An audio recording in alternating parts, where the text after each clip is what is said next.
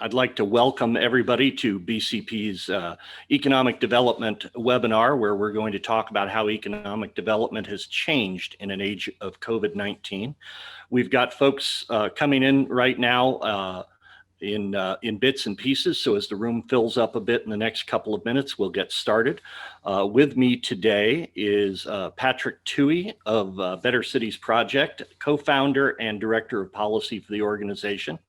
Nate Jensen of the University of Texas, a professor in government there, who is one of the nation's leading experts on peer-reviewed quantitative studies of economic development.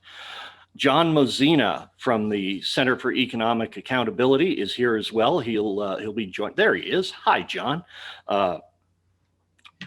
John Mozina is the president of the Center for Economic Accountability, and he as well is a national expert on economic development.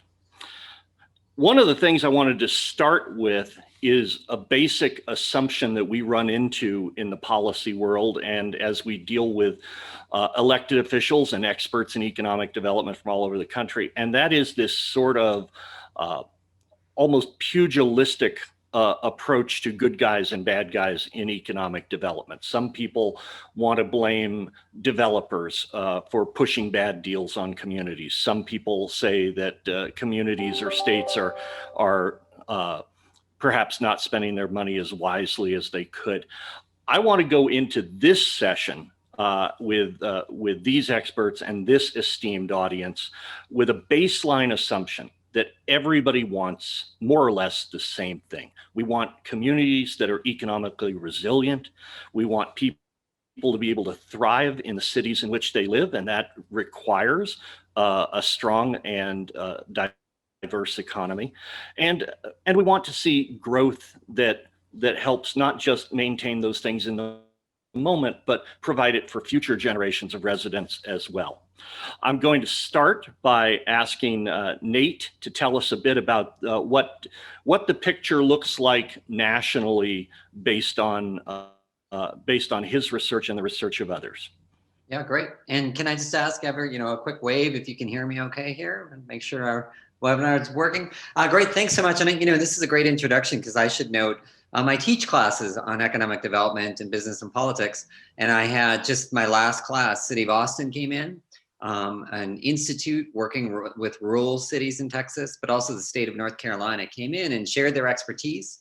And our students worked on a project to help them think about, we were focused on smaller city, mostly rural economic development. So I think it's a great introduction to say, there's a lot of ways we can work together on this. And that's really the goal of my goal, and I think all of our goals. Let me just say a couple quick things as the academic. And I should say, there's experts in the room. I think what I'm going to say here probably resonates with a lot of you or things that but maybe I can just say something real quickly in terms of data. One thing that's important for economic development incentives, and we're talking not about tax cuts, so we're talking about business programs, we're talking about targeted incentives towards individual firms. The majority of these incentives are going to companies that were coming anyways. And this is just something over and over the academic research shows. We can also see this in state audits. California did an audit of their film industry. Companies apply for film incentives, but many of them were rejected and they filmed anyways, right? Those of you, again, in this world know this already, but it's an important point. And it's not saying that all these programs are bad, but you can't start with the assumption that every time you get at an incentive, all those jobs are created by that incentive. If anything, it's quite the opposite. If you're batting 25%, that's a pretty good number in these programs. So that's an important thing to keep in mind. Most companies are not shifting their investments based on these incentives. The second point, and maybe this isn't as obvious, we were chatting as a group, and this maybe wasn't obvious as everyone. Incentives have grown over time, in particular since the 1980s. There's a big acceleration in the use of incentives, but it's not giving out more incentives, and it's definitely not giving out more to small business. The dollar amount has grown because of a growth of what we call mega deals. A few really, really large companies are receiving the majority of incentives. I'm in Austin. This is the Facebooks, right? There's a big Visa, there's a big Samsung.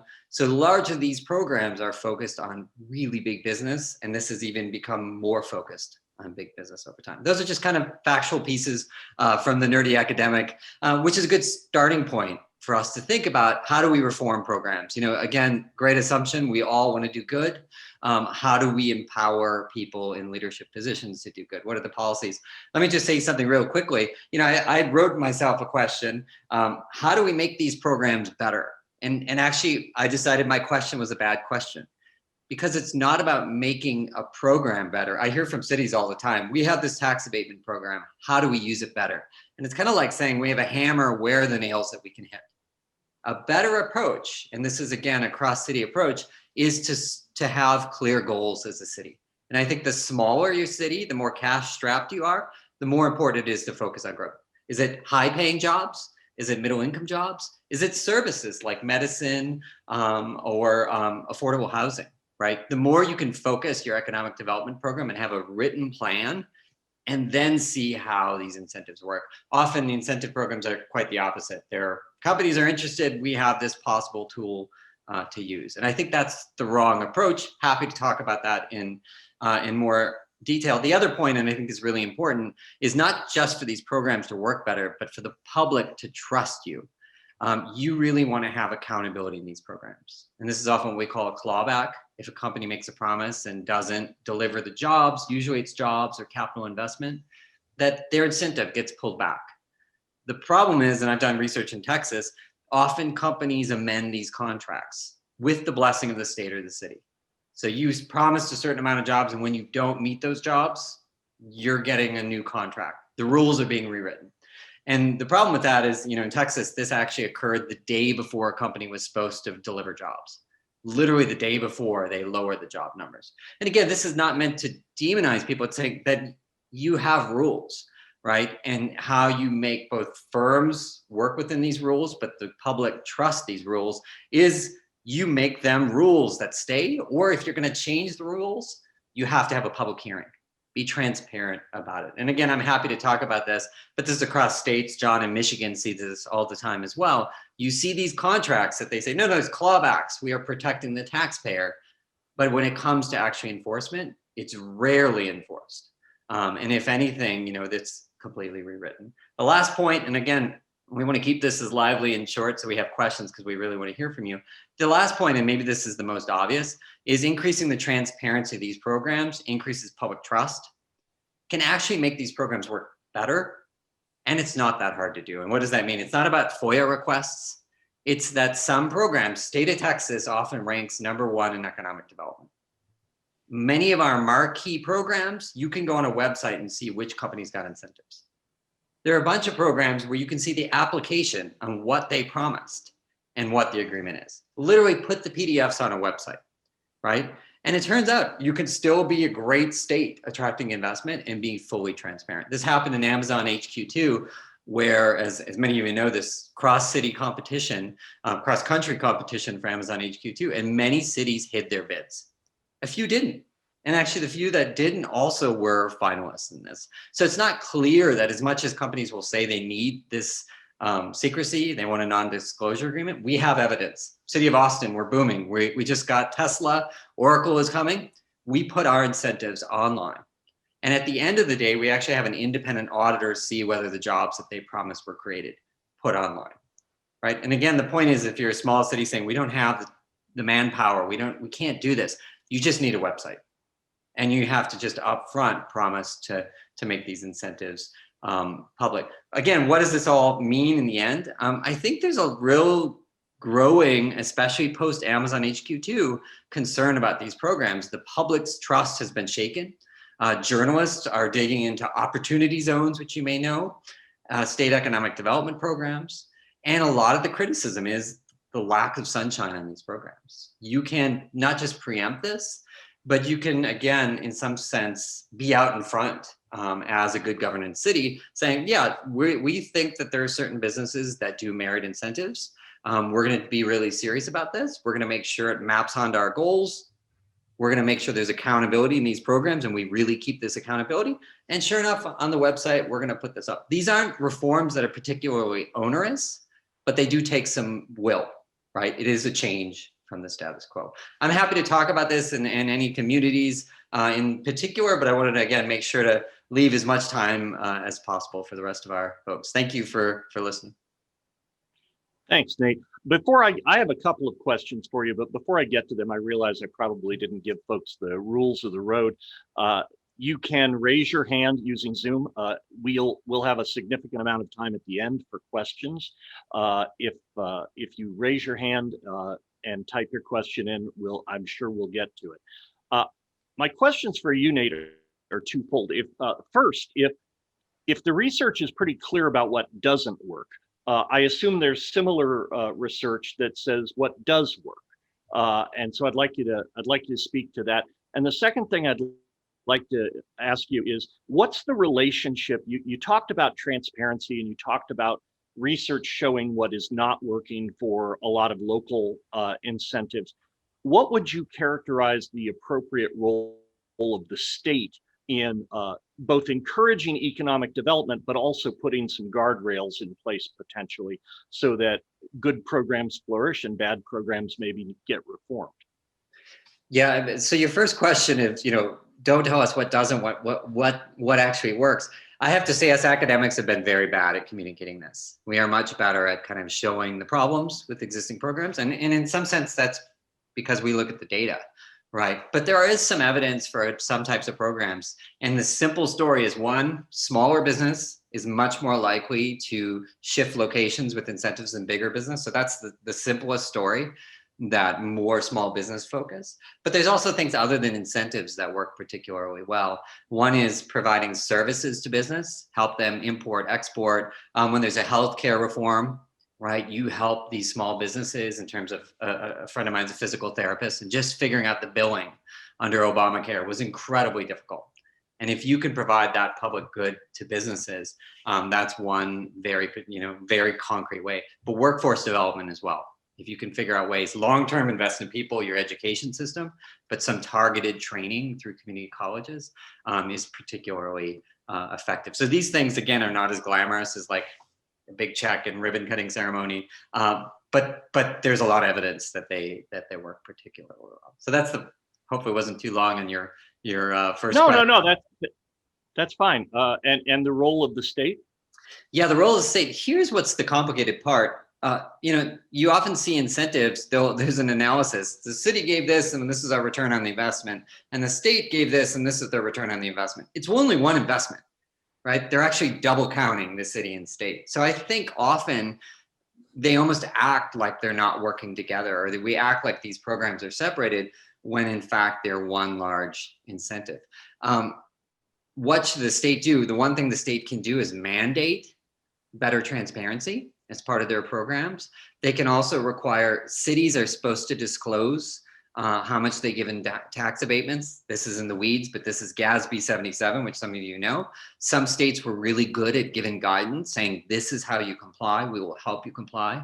And there's some states that did a very poor job of that. So I think at the very least starting point that they can help with the transparency and the analysis. The other thing is they can kind of be careful that cities aren't competing with each other over economic development. And then we have some terrible cases of Kansas City. I started doing this research when I watched the Kansas City border war, where you saw the state of Kansas and state of Missouri moving investment across, right? And simply no new jobs. It is just moving your headquarters. And that's where states can work together with other states to stop these kind of most egregious forms of incentives. So there's a lot of role for the state is the short answer. Shout out for giving one of my favorite towns, Kansas City, a mention. One of the things that Kansas City is a great example of the ripple effect of perhaps what some would call too easy money in economic development.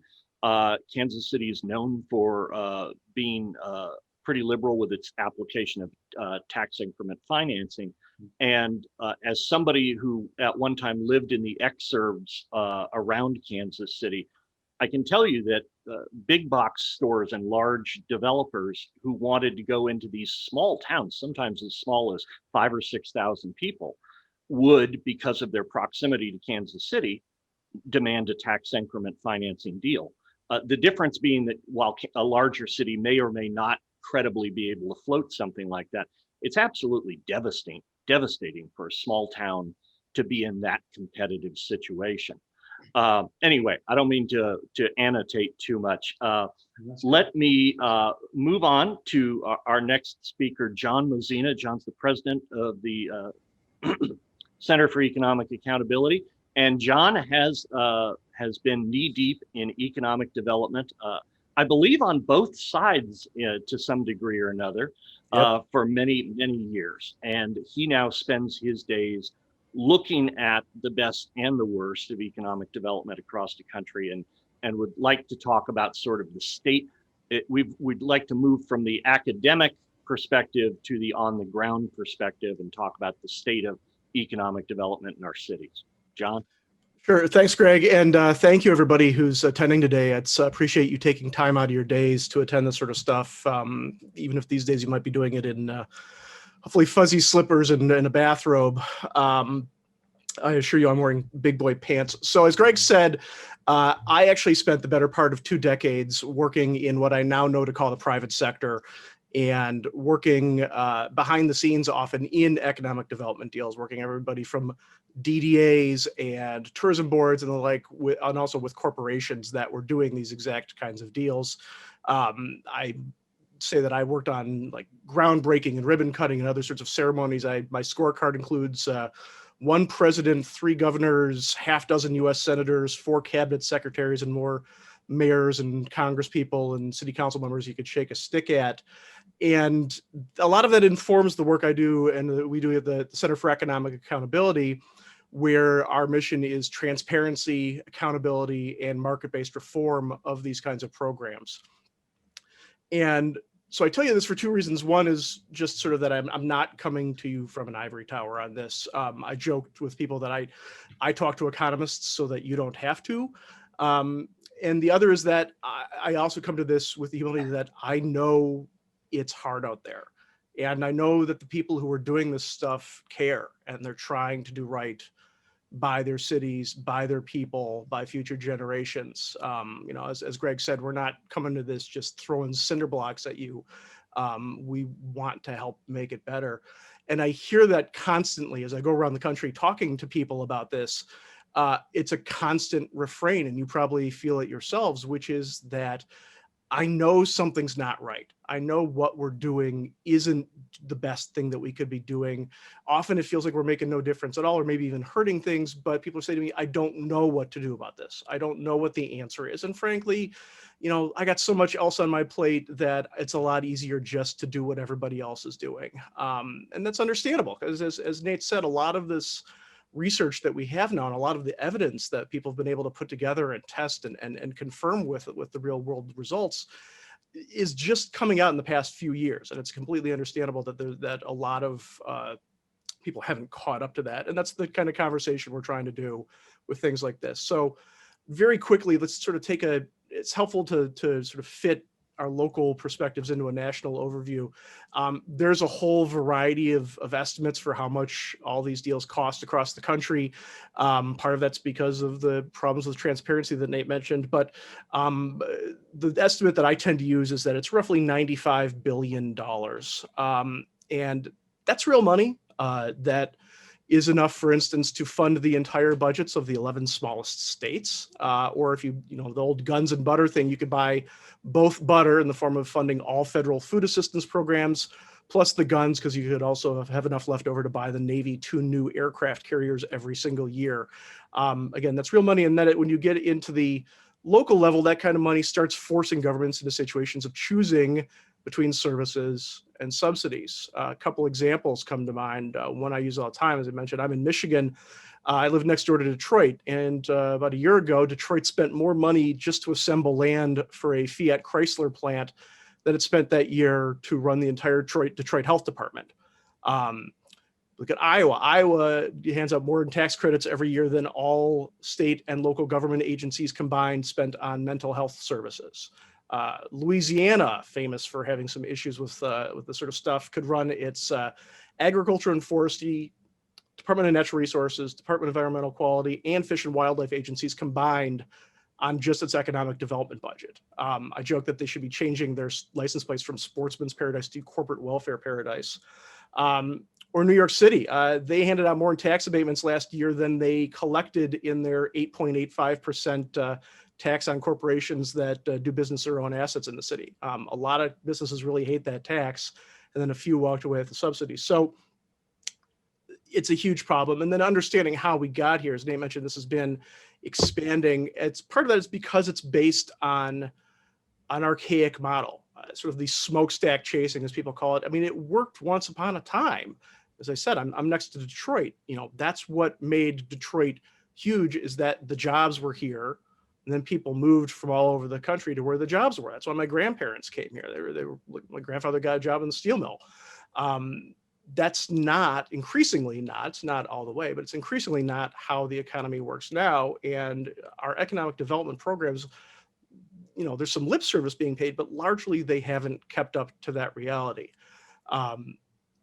That was already a trend, and now the COVID pandemic is just going to accelerate that trend. I was looking at the recently released BU Menino survey of mayors that came out earlier this month. 60% of mayors are worried that trends toward remote work are going to change what's going on in their central business district and commercial office space. You know, a third are worried, they say, about small businesses that have been lost during the pandemic not being replaced, which I think actually means that 2/3 of mayors need to be paying more attention, because I think there's going to be real issues with small businesses. And as Nate said, you know, one of the things that does work is looking for ways to support small business. 90% of mayors expect more work from home in general. That ties in with, you know, for instance, Richard Florida was recently talking about how he expects within a very few years, 1 in 5 white collar workers are going to be working remotely. That's got big implications for cities that have infrastructure built around large white collar workforces, that have budgets based around taxing either those workers or the commercial real estate space that they're in. And those are the kinds of things that, you know, doing something like, you know, Cleveland subsidizing a giant Sherwin-Williams headquarters this year. Well, maybe Sherwin-Williams is going to have a lot fewer workers all of a sudden. You need to be paying attention about that. Another big issue there, tying in, it's not COVID, but also just this year, we started having some more conversations as a country about race and equity and opportunity in our cities. And I think it's a very important conversation that we're overdue for having. And a lot of this ties into it as well, because as Nate said, these are deals going largely to big business, the biggest businesses, and that's a built-in source of increasing inequity in our communities that I think a lot of us need to start thinking about. So why are these things expanding, even if they're becoming less relevant? One big and I think underappreciated issue is that, frankly, people started realizing that they could make money off of getting money out of cities. The consultant industry has gotten very large, very powerful, very quickly. They've gotten very sophisticated, and many of them have themselves become very wealthy. If you have not, I encourage you to go to their websites. Often they basically advertise their skill at screwing your taxpayers. And that tied in with what happens where the company knows far more about its business than you do, and the ability of consultants and experts to sort of make the model say whatever the models they want the models to say, runs into the issue where you're really not fighting a fair fight in these negotiations. And Nate has talked about that before, and it also goes into the issue of the clawbacks of when you get a deal made and then they don't deliver, what then do you do?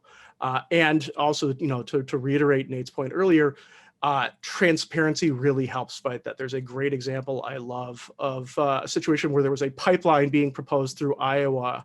Had all these wonderful economic impact statements, and they opened up the process, and a professor at Iowa State University who actually teaches classes in how to use the software that had been used to model the economic impact showed how the economic impact projections were just absolute trash, because in part they had made assumptions about buying things like steel pipeline pipe from companies in Iowa when no company in Iowa actually made the pipe. In fact, nobody closer than Louisiana made the pipe. Things like that. You know, there's lies, damn lies, statistics, and economic impact statements. And the second one, very quickly, and I don't mean to beat on the elected officials in the audience, but politics. At the same time that people realized that there was money to be made doing this, politicians also came to realize that there is a very real and legitimate political value to making these deals. Earlier this year, researchers at Princeton and Columbia went looking for an explanation for why do states see sudden like 25 or 20% or more spikes in subsidies in any given year? And they went looking and they ruled out that it was the economy. They ruled out that it was employment. What they finally came up with, and they realized the data shows that it's whether or not the governor's running for re-election. That's just the reality of things. And any attempt to reform these programs has to take political reality into account. The local level, strong mayor cities do more larger and sort of more loosely oversighted programs than council mayor cities do. So what do? Nate's point, you embrace transparency, you embrace accountability, and you embrace evidence-driven reforms and become a champion for structural change instead of picking or choosing. And the thing is that there is an audience for this, and there is a market for this, and there's a coalition for this that might look different from others that you've worked with in the past, but it's out there. Your constituents largely have the same sort of gut level, something's not right here about this stuff that you do. It just doesn't feel right when you see this stuff happen, hundreds of millions of dollars to big companies that don't need it or whatever. And many of them support these programs, but they do so more out of fear that the jobs are going to go away than out of any optimism that they're going to actually work. The thing is that evidence shows that when voters are informed about the costs associated with these programs, but the trade-offs that are being made, their support for them drops precipitously. And it really helps to analogize those costs to something they care about, as I was trying to do with like the health departments and mental health care. You know, we spend more on economic development than we do on the fire department, makes people stop and think. And then you can have a discussion about that. And then embrace the unlikely allies. Recently, I had lunch with the chief lobbyist of a state's AFSCME local and the chief lobbyist of the sort of right-wing think tank that had been the champions of right to work in that state, two groups that normally are at each other's throats. They were allies on economic development reform, specifically economic development transparency legislation. You know, here at the CEA, I'm available, we're available to help you with those conversations. We can sort of discuss that later. But really, it is an opportunity, once you look at those factors that are going into it, and once you look at the pressures that are creating this, there really is an opportunity to do better on this stuff than we have, and we hope that people will take it. Thanks, John. I find myself thinking, you know, at BCP, we tend not to talk about right, left, Republican, Democrat when it comes to a lot of the dynamics in cities. What we do talk about are insiders and outsiders. And it strikes me, based on what you're saying, that in essence, there's a class of large connected businesses that may not be local, but they're insiders by virtue of the fact that they can cut deals with City Hall. And on the other side of that equation, there's the local ecosystem of entrepreneurs, right? Everybody from the gig worker who wants to start a work at home business or an Uber side hustle, all the way up to people who are trying to build a business but are still at the formative stage, and they are not necessarily connected to City Hall. You talked a lot about the dynamic of what cities are doing with these larger connected businesses. What are some things that you've seen them do effectively to nurture business formation and gig work and the stuff that's going to really matter for economic resiliency in the short term as cities climb out of these lockdown related economic craters? I mean, you mentioned lockdown, and I think a good example is a lot of the kinds of rules and regulations that were suspended in the midst of the pandemic. Overall, and I think Patrick's going to get into this a bit more, a lot of the answers tend to be more about what government isn't doing to those businesses rather than what it specifically is doing to them. I mean, right now in the moment, obviously, there's good arguments being made about, with, a small percentage of the money that cities or states are handing out in subsidies to big businesses, they could actually give meaningful amounts of money to small businesses to help them through the current moment.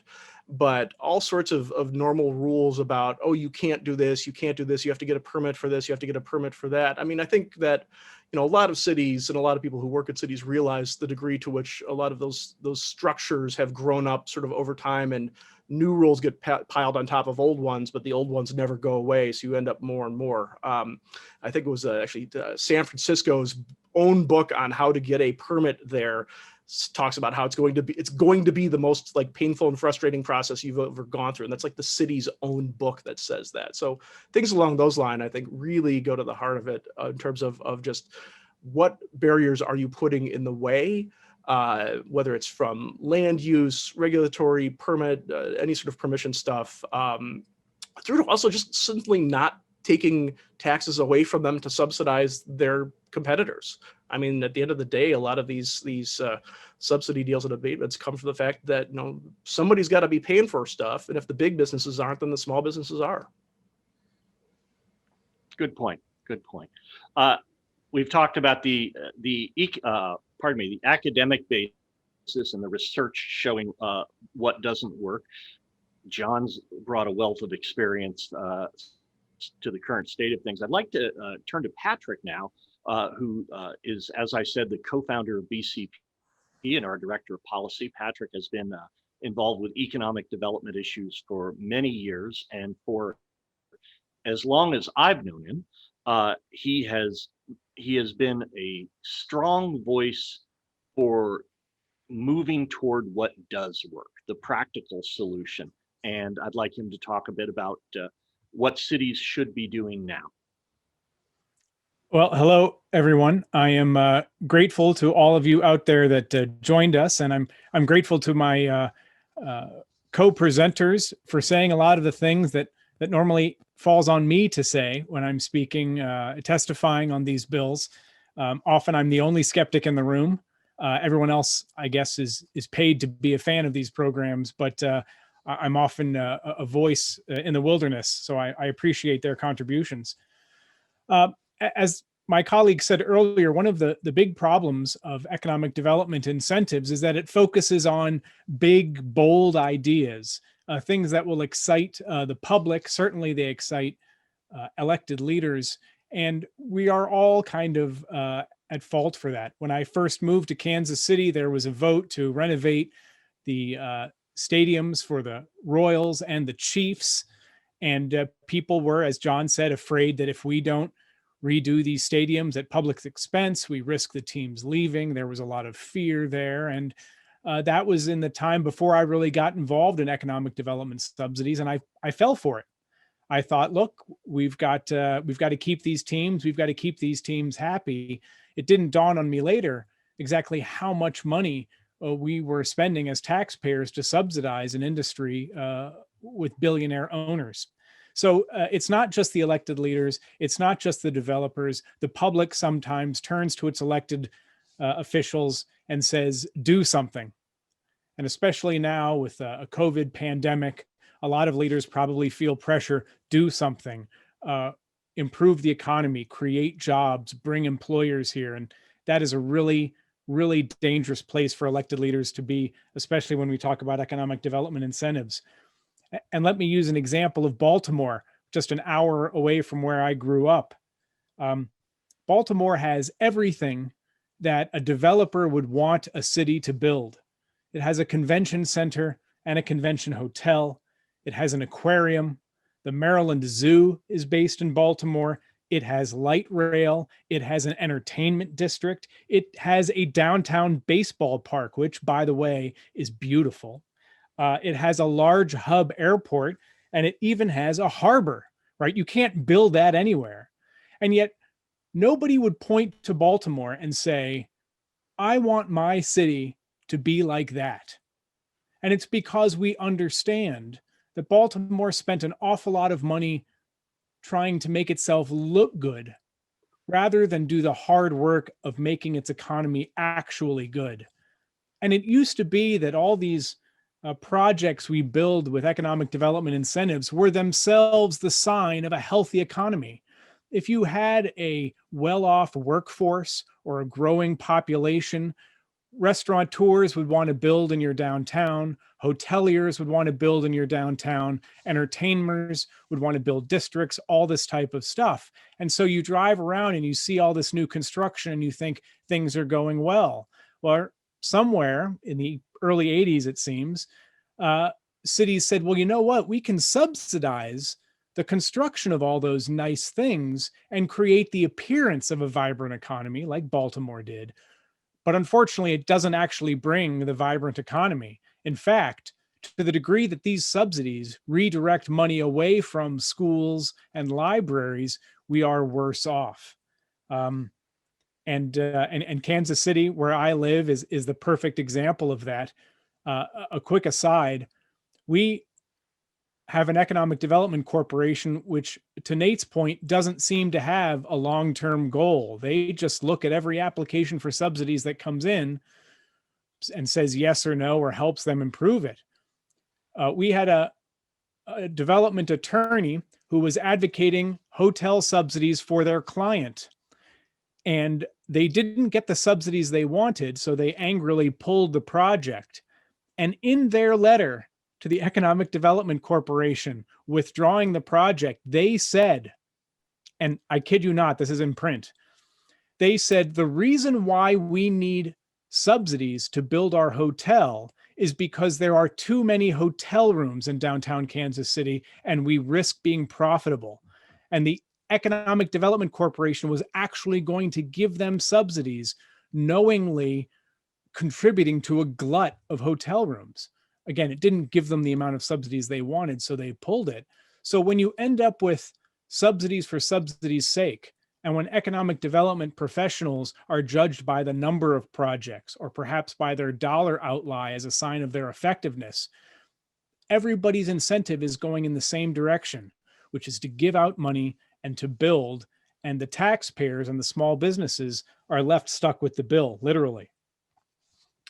I want to talk about 3 things that your cities can do to reward the small businesses, the startups that are already in your community and want to start businesses, grow businesses, and hold on to your hats. They want to pay taxes. These are the things you can do to help those people contribute to our economy, rather than find that distant employer who demands as a condition of moving to your town not to pay any taxes. And there are 3 things I would recommend, or 3 broad areas. The first, allow people to do more. Make it easier for them to do the things they want to do. And then show some forbearance on the back end if things don't work out. So your city, if it's like any city in America, has doubtlessly dealt recently with ride-sharing apps like Uber and Lyft, or with home sharing, short-term rentals like Airbnb and VRBO. And these are great examples, great opportunities for individuals to earn income based on property they were not using sufficiently, right? They're home, they have an extra bedroom, or maybe they travel and there are a few weeks a year that they aren't there, or maybe they have a rental property they want to use. Again, their own car, they're retired, they've got a few hours a day, or they're between jobs, or for some reason they want to earn extra money. Ride sharing and home sharing are both as old as civilization. There is nothing new about either one of those. But what is new is the use of smartphones and the internet and the technological platforms that suddenly made information about those services so much more widely available. Think about how you and I shop in this Christmas season, right? We pull up something on Amazon and we see that there are several different vendors with several different prices. Or maybe if you're shopping for a book or some other item, you say, well, I'm willing to pay a little bit less to get a used item, right? It's the same with these short-term rentals. You have all this information to help you as a consumer make a better decision and to lower your prices. It is wonderful. But people panicked, and they were afraid when it comes to, for example, Airbnb, that houses would become tenements, that boarding houses in their neighborhood. For the most part, I haven't seen any research that demonstrates that crime has gone up or housing values have gone down. But cities used the precautionary principle in regulating Airbnb or short-term rentals, basically saying, gosh, what could possibly go wrong? And let's regulate about that. The problem is, if you and I used the precautionary principle in our day-to-day lives, especially in a pandemic, we wouldn't get out of bed. You and I accept risks all the time, and we know that if we suffer the consequence of a risky behavior, we can often deal with it on the back end. Cities should simply do the same with short-term rentals. allow people to do what they want with their property. If you have a problem with parties or noise, you likely already have ordinances on the books to enforce those problems. But don't shut down an entire technological innovation because it doesn't fit with your 30 or 40-year-old regulations. It's the same with ride sharing. There were regulations in St. Louis when it came to a ride sharing, Lyft and Uber, that required one of those big kind of maybe paper maps. Yet everybody in the world has Google Maps on their phone. This regulation may have been a good idea 10, 20 years ago, but it wasn't now, yet it was still on the books. And part of the challenge for cities is that regulations are always looking backward. They're trying to solve yesterday's problem. But technology is always looking forward. It's trying to solve tomorrow's problem. And that is a significant disconnect. The opportunity here in this pandemic is to use the time we have. Nate talked about some cities that have rolled back regulations, or John talked about that. This is an opportunity for us to rethink the regulations we have on the books and maybe say, this served us 30 years ago, but it's not going to serve us now. It's certainly not going to serve us in 10 years. Another thing cities can do is allow for more home-based business.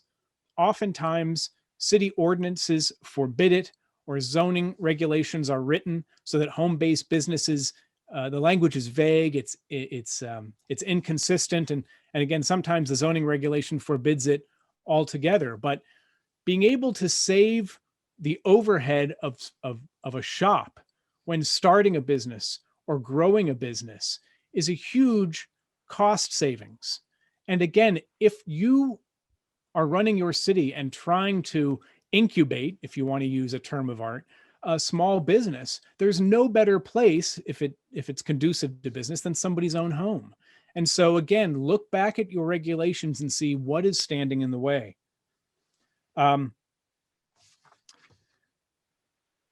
And one economist, I'm forgetting his name, Thierer,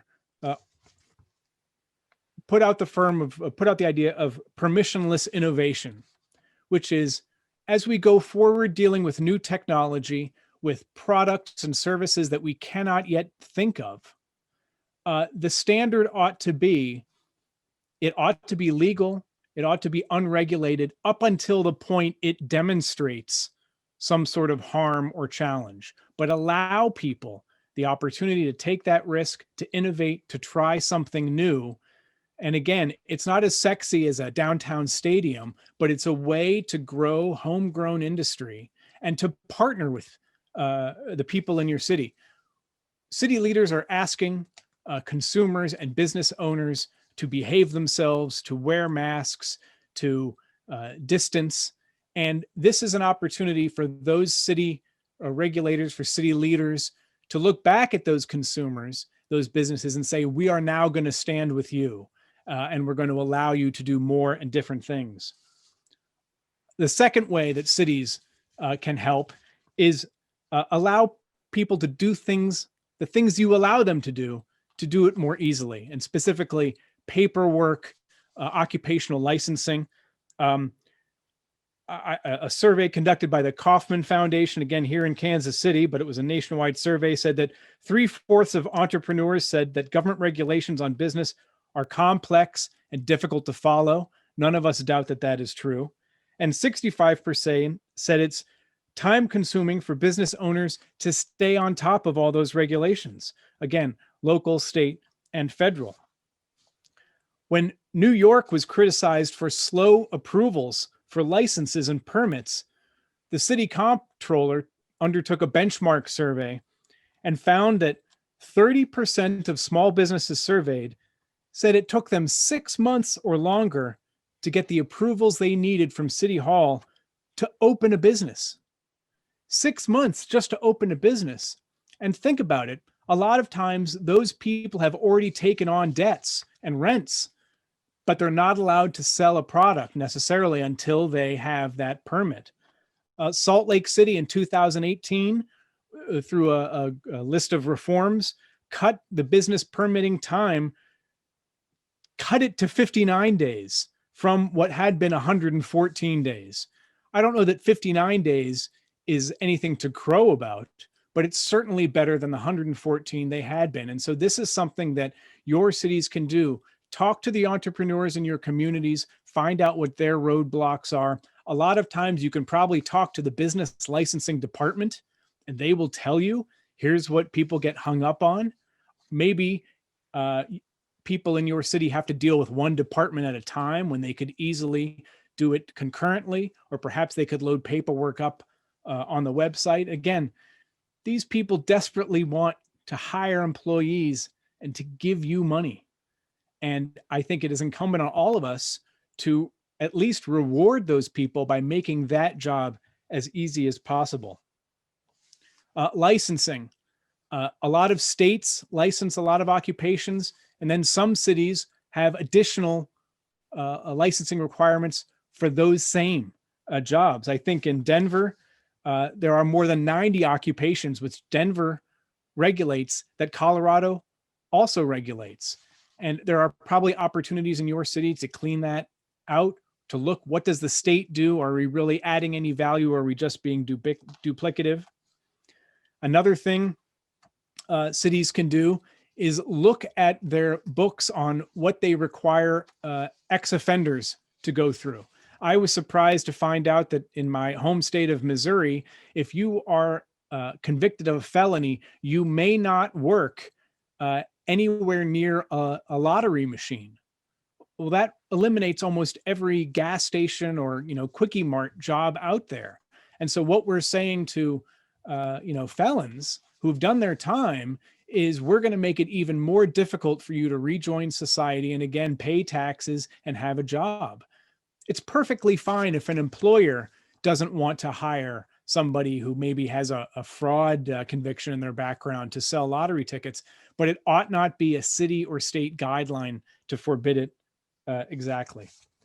And then the last thing cities can do is show some forbearance when one of these people, again, who wants to start a business and contribute to your tax revenues, if they run afoul of you, it ought to be the city's position that, we're in this together, assume the best on behalf of the person who made the infraction, rather than deal with fines and burdensome regulations that, again, are punishing, but aren't helping those people overcome and get back on track. A few summers ago, there were lots of stories about the police shutting down lemonade stands, and there were pictures of Girl Scouts who were upset. And that was kind of an extreme version. But remember that it was Eric Garner in New York City who was killed by police in 2014, and his crime was selling loose cigarettes. I suggest to you that cities need to use their discretion when deciding, first of all, what regulations ought we have on the books, but when it actually comes time to enforce those, what is a way where we can get to where we want to be, which again, as we said earlier, is a growing, flourishing economy that is inclusive of all the people in our community who want to do these things. As I said before, regulations always look backward, but technology looks forward. And as we come out of lockdowns, as we come out of the pandemic next year, a lot of cities are going to have the opportunity to say, do we want to reflexively put back the regulations that we relaxed over the pandemic? Or maybe let's keep those off the books. And maybe there's a whole rash of other things we can do, again, to partner with entrepreneurs. I advocate, obviously, that cities look at what they're doing, how they can be partners, how they can get out of the way of businesses. And it is a cost-free way of doing this. You don't need to show some leg to an out-of-state big business that's making you promises, when you can look at the people who already live in your community, who already vote with you and pay taxes, and help them, realize their own dreams. Thank you. Thanks, Patrick. One of the things that comes to mind when you talk about this dynamic is, well, two things.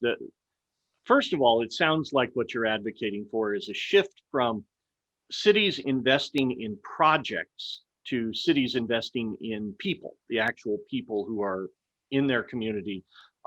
Certainly, somebody who wants to start a small business, their business may be a project of sorts, but the connection to the community and often the needs they have are much more human scale.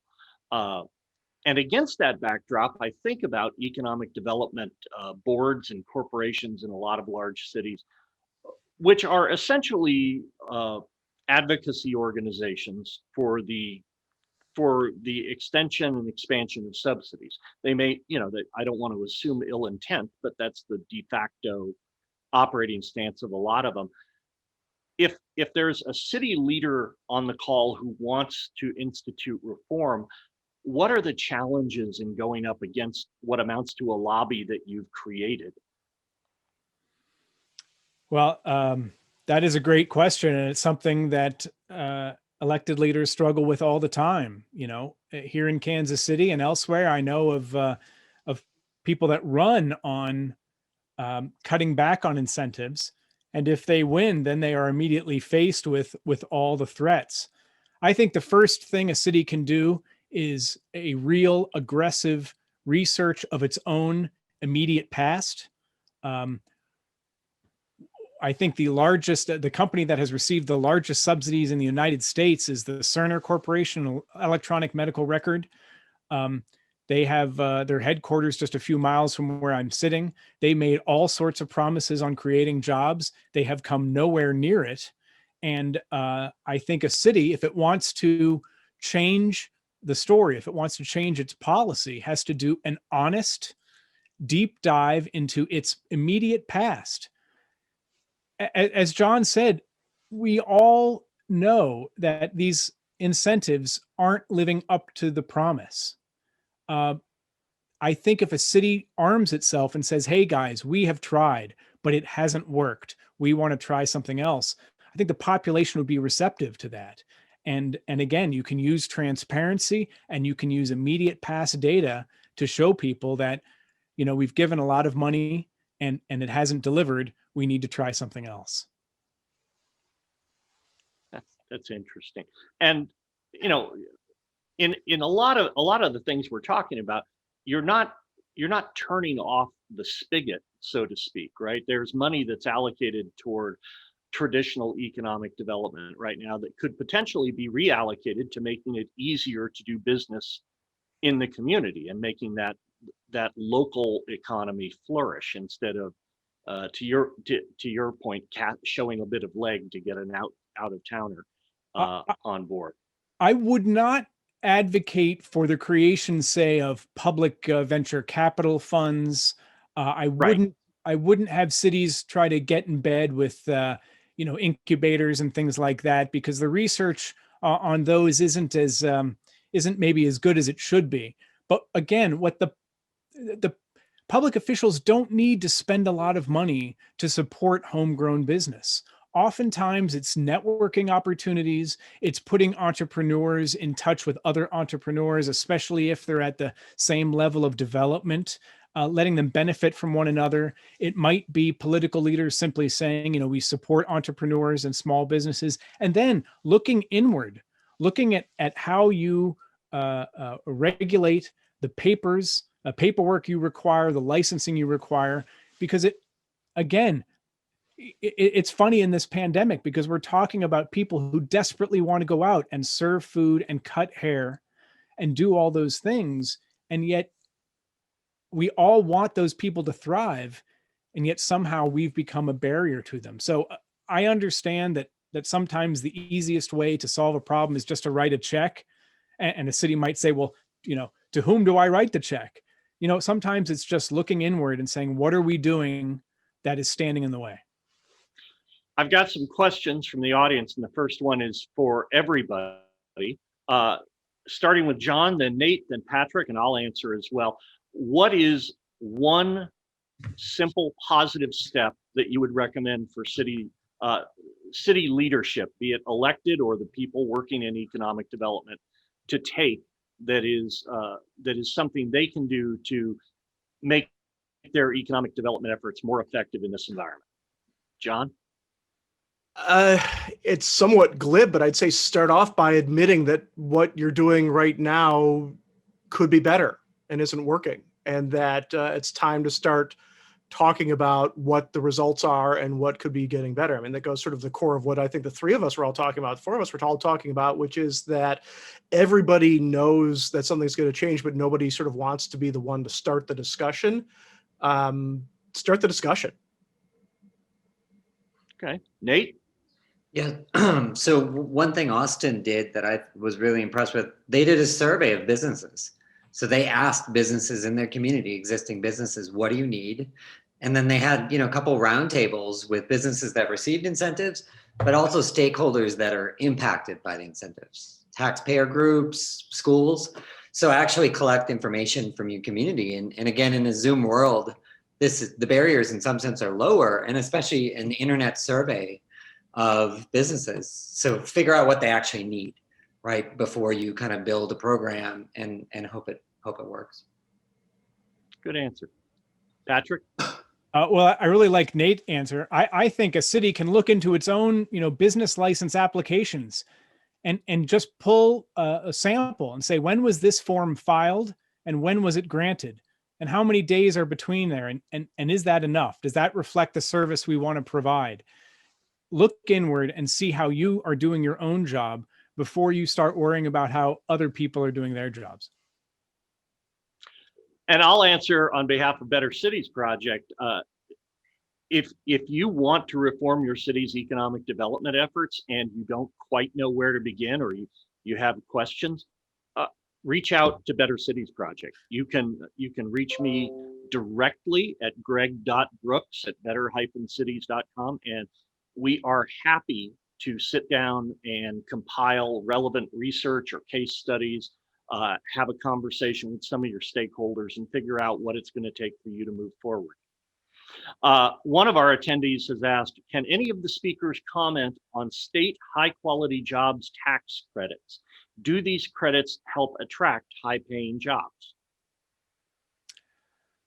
I'm skeptical Nate, of I see them. you nodding your head. Oh, Patrick, go ahead. Well, hopefully Nate knows more than I do. I am skeptical of them because oftentimes the definitions of high quality and job are, we think we understand them, but when you dig in, it might not be the creation of new full-time jobs. They may simply be able to say, the company had X amount of jobs, but we moved some into this location, so we're going to count those, even though, again, the company has the same level of full-time employees. I am skeptical of all these things because I have learned that statutory language is not the same as kind of day-to-day use language. And I want all those terms defined before I will give credit to any program. Nate? Yeah, I would second that in the sense that most of the research shows that they're not particularly effective, like any other kind of incentive. For most companies, it's a relatively small percentage. There's already, if you're paying high quality jobs, you're often looking at other factors, infrastructure, human capital, quality of life. This is where many cities really can compete very well, attracting. So this is just a bonus. And in the, to reiterate, I go through the applications. I've done a lot of either FOIA requests or pulled applications on many of these programs. And you can just see in the language exactly this, that there's a lot of gamesmanship.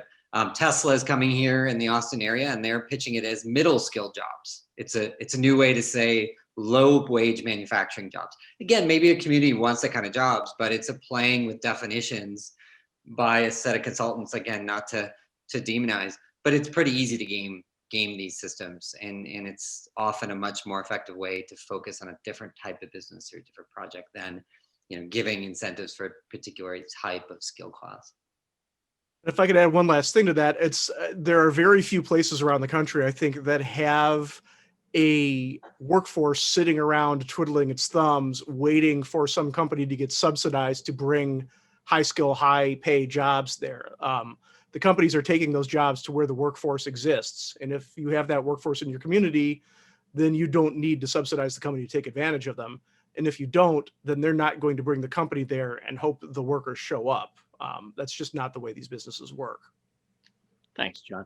Thanks to all of our speakers, John, Nate, Patrick, thanks to everybody who attended. I try and be respectful of people's time. We are coming up on 1 hour. Again, I want to emphasize that we have a diverse audience for this webinar. We have policy professionals from around the country. We have state elected officials.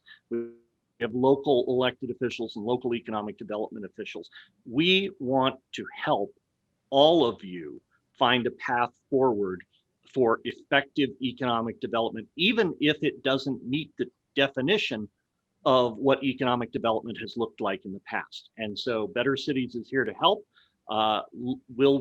This seminar is recorded and we'll make it available to everybody who attended, as well as those who couldn't make it. And we look forward to talking to you in the future. Take care, everybody.